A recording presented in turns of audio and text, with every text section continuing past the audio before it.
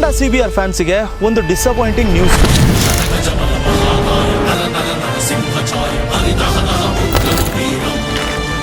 ಈ CBR 600RRಗೆ ಒಂದು street friendly, budget friendly alternative ಆಗಿ 2014 ಅಲ್ಲಿ ಹೋಂಡಾದವರು CBR 650F ನ ಲಾಂಚ್ ಮಾಡ್ಕೊಂಡಿದ್ರು.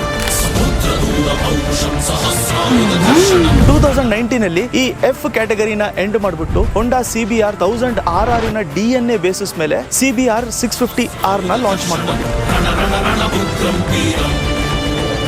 ಮುಂಚೆ ಇರುವಂತ 86 BHP ಇಂದ 92 BHP ಇನ್ಕ್ರೀಸ್ ಮಾಡ್ಕೊಳ್ಳೋದ್ರ ಜೊತೆಗೆ 12,000 RPM ವರ್ಗು ಕೂಡ ಗಾಡಿ ಕಿರ್ಸ್ಕೊಂತಾ ಇರ್ತಾ ಇತ್ತು. ಈ 650R ಜೊತೆಗೆ ಹೋಂಡಾದಲ್ಲಿ ಒಂದು ಒಳ್ಳೆ ರೆವಲ್ಯೂಷನ್ ಬಂದಿತ್ತು. ಗಾಡಿನ ಲೈಟ್ ಮಾಡೋಂಥದ್ರ ಜೊತೆಗೆ ಸಿಕ್ಕಾಪಟ್ಟೆ ಶಾರ್ಪ್ ಕೂಡ ಮಾಡ್ಕೊಂಡಿತ್ತು.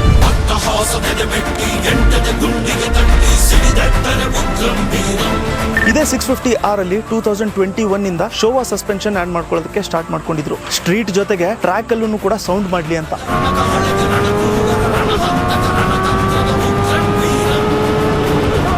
ಹೋಂಡಾದಲ್ಲಿ ಬಿಗ್ಗರ್ ಬೈಕ್ಸ್ ನ ಸೇಲ್ ಮಾಡ್ಕೊಳ್ಳುವಂತದ್ದು ಹೋಂಡಾ ಬಿಗ್ ವಿಂಗ್ ಅವ್ರ ಕಡೆಯಿಂದ.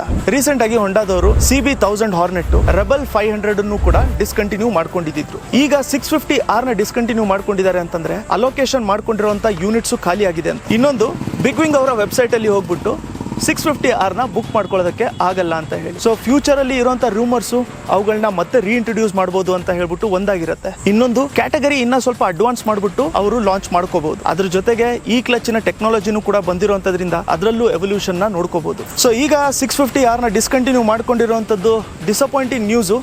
ಯಾಕೆ ಅಂತಂದ್ರೆ ಈ CBR ಗಳಿಗೆ ಇರುವಂತ ಲೆಗಸಿನೇ ಬೇರೆ.